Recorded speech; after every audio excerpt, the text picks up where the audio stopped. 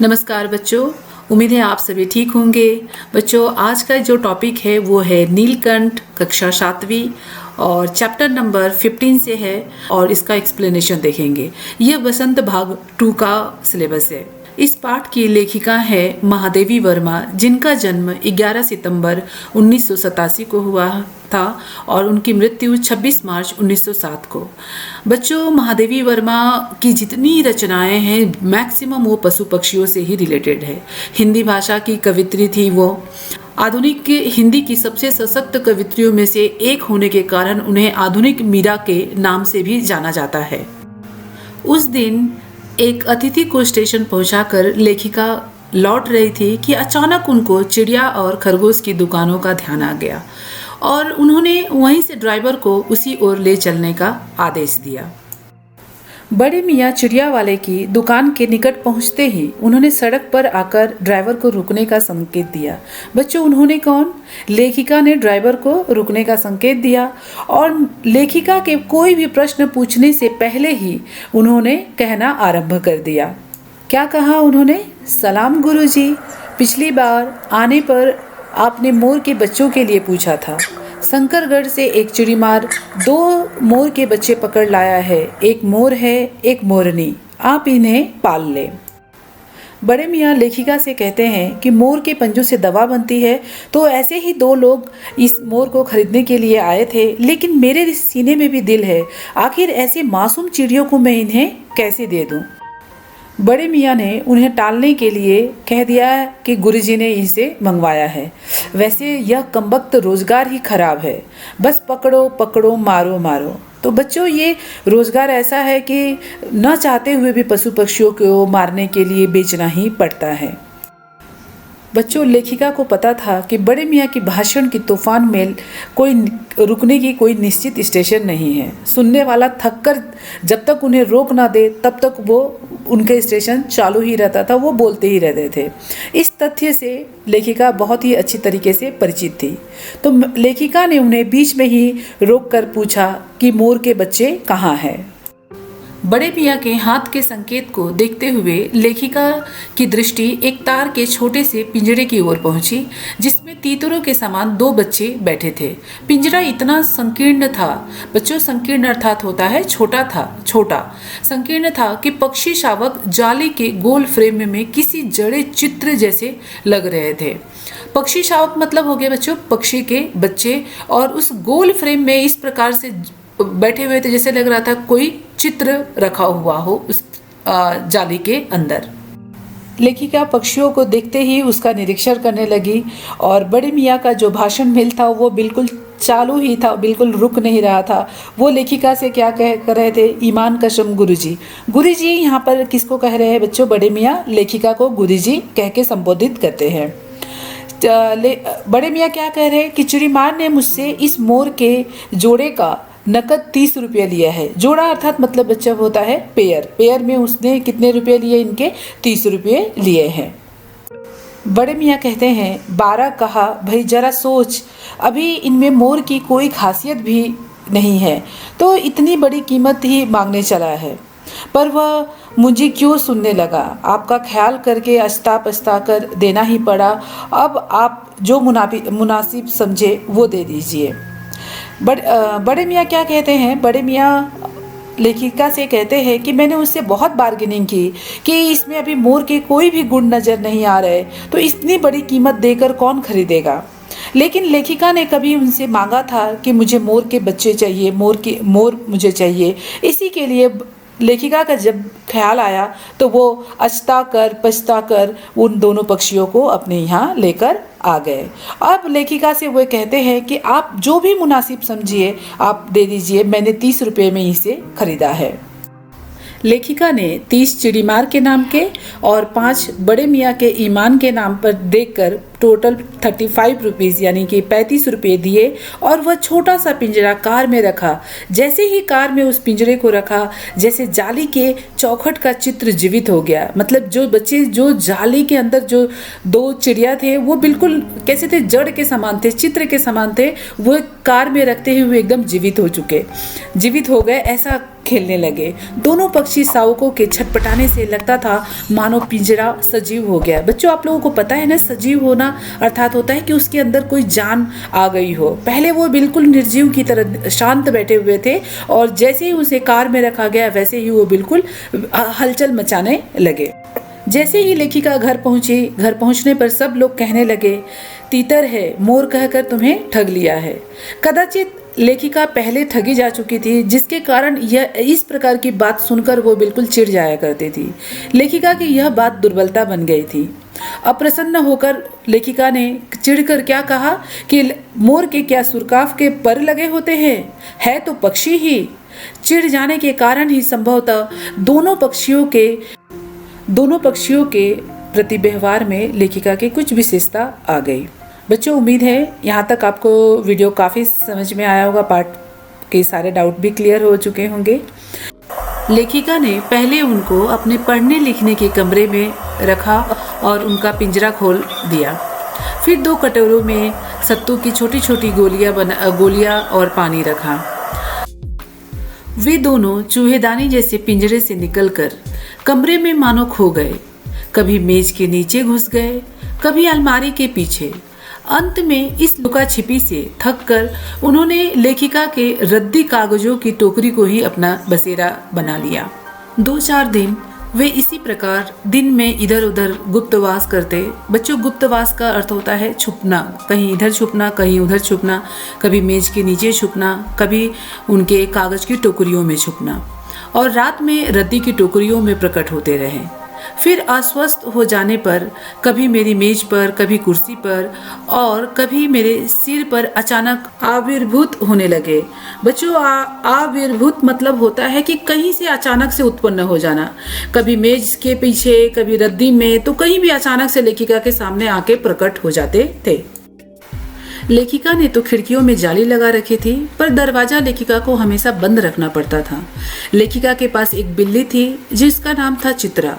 वो इस नव आगंतुकों का पता लगा सकती थी।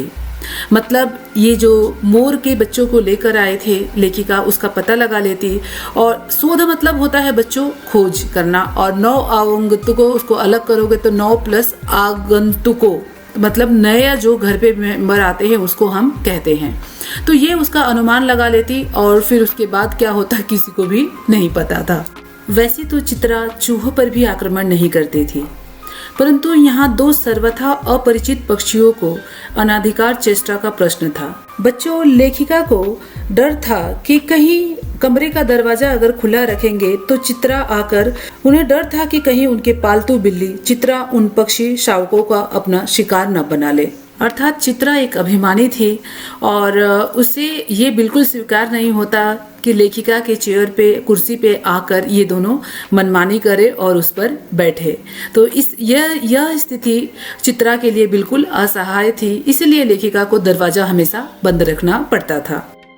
मोर के बच्चों के कारण जब लेखिका का कमरा गंदा होने लगा तो उन्हें उसे बड़े जाली घर में पहुंचा दिया जहां अन्य पालतू पशु रहते थे।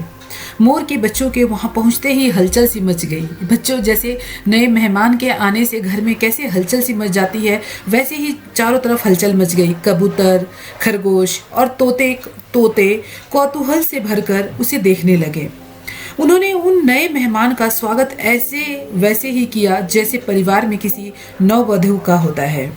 धीरे धीरे मोर के बच्चे बड़े होने लगे। मोर के सिर की कलगी बड़ी घनी और चमकीली हो गई, चोंच टेढ़ी और तेज हो गई। उसकी चोंच इतनी तेज हो गई, बहुत नुकीली हो गई थी। बाद में वो अपने चोंच के इस्तेमाल से लोगों को मार भी दिया करती थी। लोगों मतलब दूसरे अन्य पशु पक्षियों को नुकसान भी कर देती थी।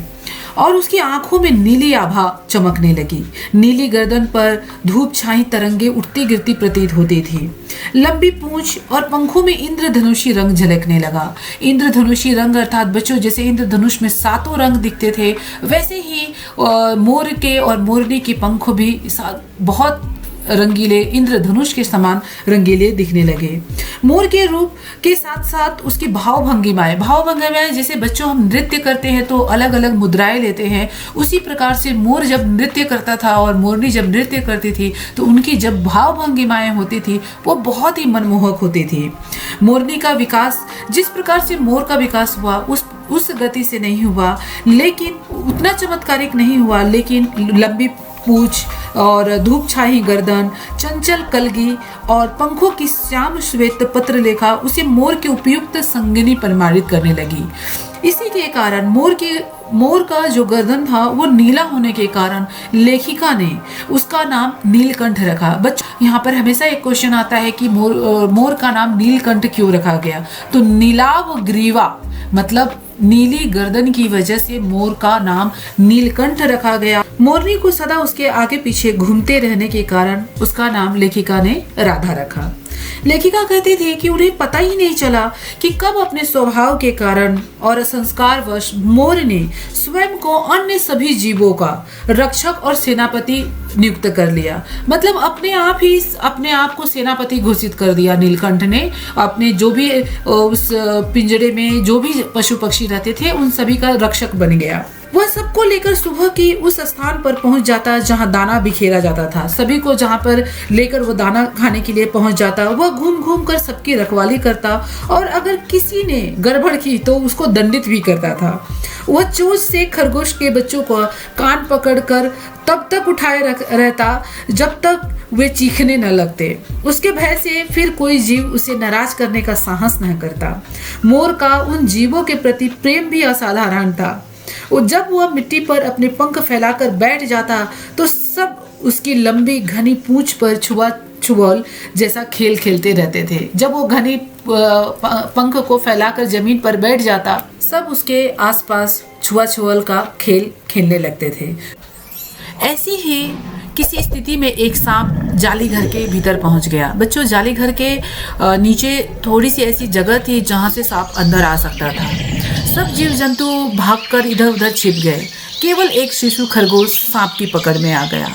निगलने के प्रयास में सांप उसे खरगोश को, शिशु खरगोश मतलब सबसे छोटा खरगोश था, उसे निगलने के प्रयास में सांप ने उसका आधा पिछला शरीर तो मुंह में दबा रखा था और शेष आधा जो बाहर था उससे चींची का स्वर भी इतना तीव्र नहीं निकल सकता था कि किसी और को स्पष्ट सुनाई दे सके। बच्चों, खरगोश को इस तरीके से दबा रखा था कि वो दर्द के मारे जोर से चिल्ला भी नहीं सकता था। लेकिन वो जो नीलकंठ था झूले में कहीं सो रहा था ऊपर, उसने उसके चौकन्ने कानों ने उसकी मंद स्वर की व्यथा को पहचान लिया और पूंछ पंख समेट कर वह सर से एक झपटे में नीचे आ गया। संभवतः अपनी सहज चेतना से ही उसने समझ लिया होगा कि सांप के फन पर चोंच मारने से खरगोश भी घायल हो सकता था। नीलकंठ को समझ में आ गया था कि अगर वो अपने चोंच से सांप को मारेगा तो सांप से क्या हो सकता था कि खरगोश को भी चोट लग सकती थी, खरगोश भी घायल हो सकता था। उसने सांप को फन के पास पंजों से दबाया और फिर चोंच से इतने प्रहार किए कि सांप अधमरा हो गया। पकड़ ढीली पड़ते ही खरगोश का बच्चा मुंह से निकल गया, परंतु निश्चेष्ट सा वहीं पड़ गया। उतनी देर तक खरगोश के बच्चे को सांप ने मुंह में दबाया था कि वह निश्चेष्ट हो चुका, अर्थात बेहोशी की हालत में वो नीचे गिर पड़ा। राधा ने सहायता देने की आवश्यकता नहीं समझी, परंतु अपनी मंद केका स्वर से किसी असामान्य घटना की सूचना देकर सब ओर प्रसारित कर दी। क्योंकि राधा ने भी अपने केका स्वर, मतलब जो मोर का आवाज़ होता है उसे केका स्वर बोलते हैं बच्चों, और उसने अपनी आवाज़ लगाकर असामान्य स्थिति की सूचना चारों तरफ प्रसारित कर दी ताकि बाकी के जितने लोग थे सबके सब वहाँ जाली घर के आसपास आ पहुँचे। नीलकंठ जब सांप के 2 खंड कर चुका तब उस शिशु खरगोश के पास गया और रात भर उसे अपने पंखों के नीचे उष्णता देता रहा। बच्चों देखो, नीलकंठ जितना दंडित करता था उनको उतना ही प्रेम भी करता था। घायल होने के कारण खरगोश को क्या किया, उसने अपने पंख के नीचे रख कर रात भर उसको गर्माहट दिया ताकि उसके घाव जल्द से जल्द भर सके। तब उस शिशु खरगोश के बाद रात भर उसे पंखों के नीचे उष्णता देता रहा। कार्तिकेय ने अपने शुद्ध युद्ध वाहन के लिए मयूर को क्यों चुना होगा, यह उस पक्षी का रूप और स्वभाव देखकर समझ में आ जाता है। बच्चों, आप लोगों को पता होगा कि कार्तिकेय शिव भगवान के पुत्र हैं। ये घटना देखकर लेखिका को समझ में आया कि कार्तिकेय भगवान ने मयूर को अपने वाहन के रूप में क्यों चुना होगा। मयूर कला प्रिय वीर पक्षी है। बच्चों, मयूर को कला प्रिय क्यों कहा गया है? क्योंकि मयूर वर्षा के मौसम में बहुत ही अच्छा नृत्य करते रहते हैं, इसलिए उन्हें कला प्रिय कहा गया है। हिंसक मात्र नहीं, केवल क्योंकि अभी जो हमने पाठ में पढ़ा कि उसने सांप को अधमरा कर दिया, 2 टुकड़े कर दिया, तो ये केवल हिंसक मात्र नहीं है, वो पक्षी जो है वो कला प्रिय भी है। इसी से उसे बाज, चील आदि की श्रेणी में नहीं रखा जा सकता है। उनका जीवन ही क्रूर कर्म है। बाज और चील जैसे पक्षी जो होते हैं, उनका पूरा जीवन क्या होता है? क्रूरता से भरा होता है। किंतु नीलकंठ में उसकी जातिगत विशेषताएं तो थी ही, उनका मानवीयकरण भी हो गया था। मानवीयकरण क्यों बच्चों? मानव जैसे गुण अगर पशु पक्षियों में देखने को मिलते हैं तो उसे कहा जाता है क्या? कि मानवीयकरण हो गया था। क्योंकि ये जो भावनाएं थी किसी की रक्षा करने की, ये सारी भावनाएं किसमें देखने को मिलती है बच्चों? मनुष्यों में। तो ये सारी भावनाओं से ओतप्रोत था नीलकंठ। मेघों की सांवली छाया में अपने इंद्रधनुष के गुच्छे जैसे पंखों को मंडलाकार बनाकर जब वो नाचता था, तब उस नृत्य में एक सहजात लय ताल रहता था। आगे पीछे दाहिने बाएं क्रम में घूम घूम कर वह किसी और लक्ष्य सम पर ठहर जाता था। मतलब उसका नृत्य इतना सुंदर और मनमोहक होता था कि लेखिका भी उसके नृत्य को घंटों बैठकर देखा करती थी। राधा नीलकंठ के समान नहीं नाच सकती थी, परंतु उसकी गति में भी एक छंद रहता था, एक ताल रहता था, एक मधुरता रहती थी उसके राधा के भी गति में। तन मग्न होकर नीलकंठ की दाहिनी ओर उनके पंखों को छूती हुई कभी निकल जाती, कभी बाईं ओर निकल जाती थी और बाएं पंखों को स्पर्श कर कभी दाहिनी ओर चली जाती थी। वो नीलकंठ की प्रक्रिया इस प्रकार करती थी कि वो पूरा एक ताल परिचय मिलता था। मतलब वो भी नृत्य की ही भंगिमा में पूरे नीलकंठ के चारों ओर घूमती रहती थी। नीलकंठ ने कैसे समझ लिया कि उसका नृत्य लेखिका को बहुत भाता है? मुझे यहाँ पर लेखिका के लिए प्रयोग किया गया है बच्चों। यह तो नहीं बताया जा सकता, परंतु अचानक एक दिन वह लेखिका के सामने जाली घर के पास पहुंचते ही उसने अपने झूले से उतरकर नीचे आ गया और पंखों का सतरंगी मंडलाकार छाता तान कर नृत्य की भंगिमा में खड़ा हो गया। तब से यह नृत्य भंगिमा नित्य का क्रम बन गई। मतलब जब भी लेखिका बाहर बैठती थी चेयर डालकर, वहाँ पर नीलकंठ पहुंच जाता और मंडलाकार अपने छाता को बनाकर, अपने पंखों को फैलाकर वहाँ पर नृत्य की भंगिमा में रोजाना बैठ जाया करता था।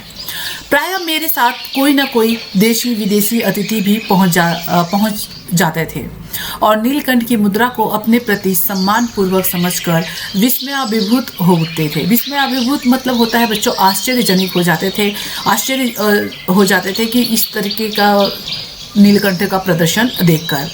कई विदेशी महिलाओं ने उसे परफेक्ट जेंटलमैन की उपाधि दे डाली। जिस नुकीली पैनी चोट से वो भयंकर विषधर को खंड खंड कर सकता था, उसी से मेरी हथेली यहाँ पर लेखिका जब हथेली पर चने के भुने हुए दाने लेकर बैठती थी तो उनकी हथेली से नीलकंठ हौले हौले अर्थात धीरे धीरे एक एक चना उठाकर इस प्रकार से खाता था कि लेखिका के हथेली को थोड़ा भी चोट न लगे।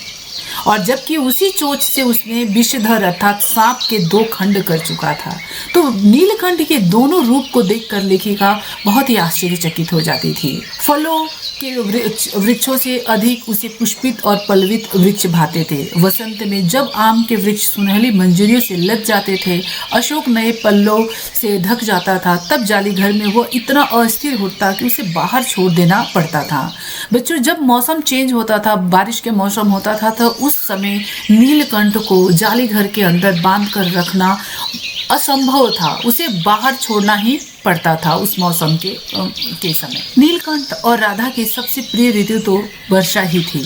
मेघों के उमड़ आने से पहले ही वे हवा में उसकी सजल आहट पा लेते थे और तब उनकी मंद केका की गूंज अनुगूंज तीव्र से तीव्रतर होती हुई मानो बूंदों के उतरने के लिए सोपान पंक्ति बनने लगती थी।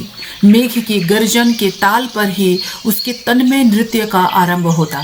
जैसे जैसे मेघ छाती वैसे ही उसके नृत्य जो था और उनके केका स्वर थे जो वो तेज होने लगते धीरे धीरे। और फिर मेघ जितना अधिक गरजता, बिजली जितनी अधिक चमकती, बूंदों की रिमझिमाहट जितनी तीव्र होती जाती, नीलकंठ के नृत्य का वेग उतना ही अधिक बढ़ता जाता और उसकी केका का स्वर उतना ही मंद्र से मंद्रतर होता जाता। केका अर्थात नीलकंठ का स्वर धीरे से धीरे धीमी होती जाता और उसका डांस जो होता था, नृत्य जो होता था, वो तेज होता जाता था। जैसे वर्षा की गति तेज होती वैसे ही नीलकंठ का जो नृत्य भंगिमा थी वो भी तेज होती चली जाती थी। वर्षा के थम जाने पर वह दाहिने पंजे पर दाहिना पंख और बाएं पंजे पर बायां पंख सुखाता। कभी कभी वे दोनों कौन बच्चों? नीलकंठ और राधा एक दूसरे के पंखों से टपकने वाली बूंदों को चोंच से पी कर उनके गीलापन को दूर करते रहते। इस आनंद उत्सव की रागनी में बेमेल स्वर कैसे बज उठा, यह एक करुण कथा है बच्चों। नीलकंठ और राधा के इस प्रेम के बीच में, इस आनंद उत्सव की रागनी अर्थात प्रेम के बीच में, आनंद के बीच में ये बेमेल स्वर कैसे बज उठा, यह एक बहुत ही दुखदायी कथा है। लेखिका इस कथा को यहाँ पर प्रकट करती है कि कैसे इन दोनों के बीच में एक तीसरा मेहमान जिसका नाम था कुब्जा, वो यहाँ पर कैसे आ गई और कैसे प्रवेश कर गई। तो चलिए बच्चों, हम लोग नेक्स्ट पार्ट में हम लोग ये देखते हैं। बच्चों, हमने पिछले पार्ट में पढ़ा कि इस आनंद उत्सव की रागनी में बेमेल स्वर कैसे बज उठा, यह भी एक करुण कथा है। तो बच्चों, इस करुण कथा के बारे में इस पार्ट में हम लोग पढ़ेंगे कि राधा और नीलकंठ बहुत ही प्रेम से रहते थे। दोनों एक दूसरे की परछाई के तरह रहते थे। जैसे जिस प्रकार से श्री कृष्ण के पीछे पीछे राधा रहती थी, उसी प्रकार से नीलकंठ के पीछे ये राधा भी रहती थी। एक दिन लेखिका को किसी कार्य से नखास कोने से निकलना पड़ा और बड़े मियाँ ने पहले के समान कार को रोक लिया। इस बार किसी पिंजरे की ओर नहीं देखूंगी, ऐसा लेखिका ने दृढ़ संकल्प किया था। यह संकल्प करके लेखिका ने केवल बड़े मियाँ की विरल दाढ़ी और सफ़ेद डोरे से कान में बंधी ऐनक को ही अपने ध्यान का केंद्र बनाया। पर बड़े मियाँ के पैरों के पास जो मोरनी पड़ी थी उसे अनदेखा करना कठिन था। मोरनी राधा के समान ही थी। उसके मूंछ से बंधे दोनों पंजों की उंगलियां टूटकर इस प्रकार एकत्रित हो गई थी कि वह खड़ी ही नहीं हो सकती थी। लेखिका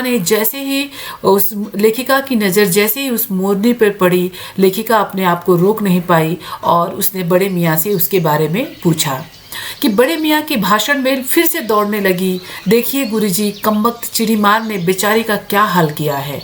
ऐसे कभी चिड़िया पकड़ी जाती है क्या?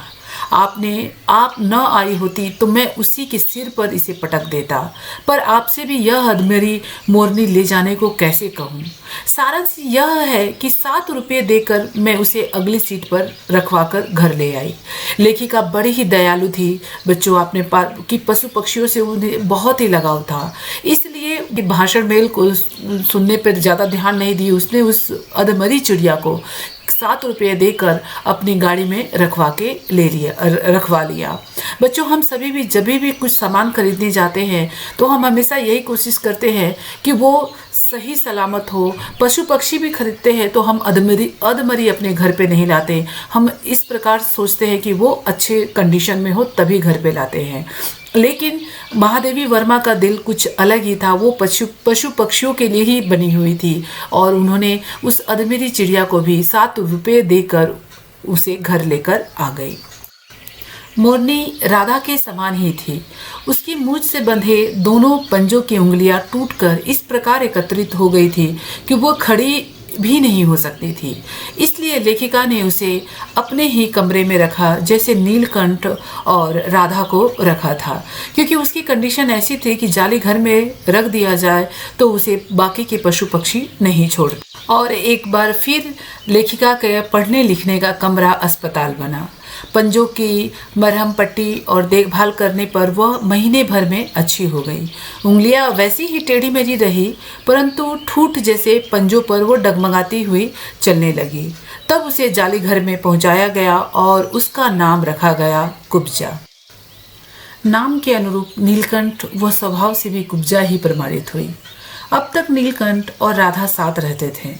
अब कुब्जा उन्हें साथ देखते ही मारने को दौड़ती। चोंच से मार मार कर उसने राधा की कलगी नोच डाली, पंख नोच डाले। कठिनाई यह थी कि नीलकंठ उससे दूर भागता था। नीलकंठ को कुब्जा बिल्कुल भी पसंद नहीं थी। नीलकंठ कुब्जा से हमेशा दूर भागता रहता था और कुब्जा हमेशा प्रयास करती नीलकंठ के पास रहने को, और वह उसके साथ रहना चाहती थी। न किसी जीव जंतु से उसकी मित्रता थी। कुब्जा को किसी से भी, बच्चों, कुब्जा की मित्रता किसी से भी नहीं थी। न वह किसी को नीलकंठ के समीप आने देना चाहती थी। उसी बीच उसने राधा के 2 अंडे भी तोड़ दिए, जिनको वो पंखों में छिपाए बैठी रहती थी। पता चलते ही कुब्जा ने चोंच मार मार कर राधा को ढकेल दिया और फिर उसके अंडे भी ठूठ जैसे पैरों से उसने सब अंडे को फोड़कर छितरा दिया चारों तरफ। इस कलह कोलाहल से और उससे भी अधिक राधा की दूरी से बेचारे नीलकंठ की प्रसन्नता का अंत हो गया। कई बार वह जाली के घर से निकल भागा। एक बार कई दिन भूखा प्यासा आम की शाखाओं में छिपा बैठा रहा, जहां से बहुत पुचकार कर लेखिका ने उसे उतारा। एक बार लेखिका की खिड़की के शेड पर छिपा रहा। मैंने दाना देने जाने पर वह सदा की भांति पंखों को मंडलाकार बनाकर खड़ा हो जाता था, पर उसकी चाल में थकावट और आंखों में एक शून्यता रहती थी। अपनी अनुभवहीनता के कारण, बच्चों, लेखिका यहाँ पर अपने आप को अनुभवहीनता बता रही है, क्योंकि लेखिका यह अनुभव ही नहीं कर सकी कि पशु पक्षियों के अंदर भी ऐसी भावनाएं रहती है। पशु पक्षी भी अपने आप को अकेला महसूस करते हैं, और उन दोनों के प्रेम के बीच में भी अगर कोई आ जाए कुब्जा के जैसे, तो वो दोनों काफ़ी अकेले महसूस पड़ जाते हैं। तो इस बात से लेखिका बिल्कुल अनुभवहीन थी, और अपनी अनुभवहीनता के कारण ही थोड़े ही दिन बाद लेखिका केवल ऐसा ही सोचती थी कि थोड़े दिन बाद आपस में इनमें सभी में मेल हो जाएगा। अंत में 3-4 मास के उपरांत, 3-4 मास मतलब बच्चों महीना होता है, मंथ के उपरांत एक दिन सवेरे जाकर देखा कि नीलकंठ पूछ पंख फैलाए धरती पर उसी प्रकार बैठा हुआ था जैसे उसने खरगोश के बच्चों को अपने पंखों में छिपाकर बैठता था। मेरे पुकारने पर भी उसने उठने पर संदेह नहीं हुआ, अर्थात नीलकंठ अब नहीं रहा। राधा नीलकंठ की प्रतीक्षा करती रही। वह कई बार भागकर लौट आया था। नीलकंठ इससे पहले भी कई बार भागकर लौट आया था। तो राधा इस इंतजार में थी, इस प्रतीक्षा के भाव से वो द्वार पर दृष्टि लगाए रहती थी कि कभी फिर से नीलकंठ आ जाएगा। पर कुब्जा ने कोलाहल के साथ खोज प्रारंभ कर दी। खोज के क्रम में वह प्राय जाली का दरवाजा खुलते ही बाहर निकल जाती थी और आम, अशोक, कचनार आदि की शाखाओं में नीलकंठ को ढूंढती रहती थी। एक दिन आम से उतरी ही थी कि कजली एक अल्सेशियन कुत्ती थी जो सामने पड़ गई, और कुब्जा का स्वभाव था ही दूसरे पर प्रहार करना, और उसने क्या किया, कजली पर भी अपने चोंच से प्रहार किया। परिणामतः कजली के 2 दांत उसकी गर्दन पे लग गए। इस बार उसकी कलह कोलाहल और द्वेष प्रेम भरा जीवन बचाया न जा सका, परंतु इन 3 पंछियों ने लेखिका को पक्षी प्रकृति की विभिन्नता का जो परिचय दिया वह लेखिका के लिए विशेष महत्व रखता है। लेखिका को तीनों अर्थात नीलकंठ, राधा और कुब्जा तीनों ही मोर एक ही प्रजाति के थे, लेकिन तीनों की प्रकृति मतलब होता है बच्चों स्वभाव। तीनों भी पक्षियों का स्वभाव जो था वो बिल्कुल भिन्न था। नीलकंठ का स्वभाव अलग था। नीलकंठ अपने आप को सेनापति घोषित कर रखा था पूरे जाली घर का। वहीं पर राधा का स्वभाव बिल्कुल शांत थे। राधा बिल्कुल शांत थी और कुब्जा बिल्कुल, दोनों के बिल्कुल ही अपोजिट, विपरीत स्वभाव था उसका। वो सभी को कलह से भरपूर थी, वो दूसरे को मारने काटने में ज़्यादा बिलीव करती थी। इस तरीके से उसका स्वभाव था। तो मतलब लेखिका को पशु पक्षियों की भिन्नता के स्वभाव के बारे में इस तीनों ने एक अच्छा अनुभव दिया।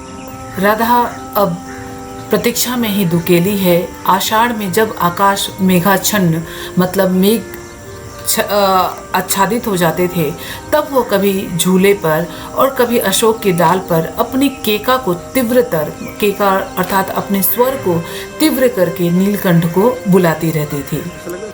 उम्मीद है बच्चों आप लोगों को ये पाठ अच्छे से समझ में आ गया होगा। अगर कोई भी डाउट हो तो नीचे कमेंट में ज़रूर लिखकर बताइएगा।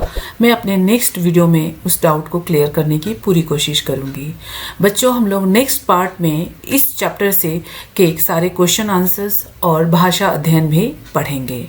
तो चलिए बच्चों मिलते हैं नेक्स्ट वीडियो में। वीडियो अगर अच्छा लगा होगा तो लाइक कीजिए, शेयर कीजिए और सब्सक्राइब कीजिए। थैंक यू बच्चों।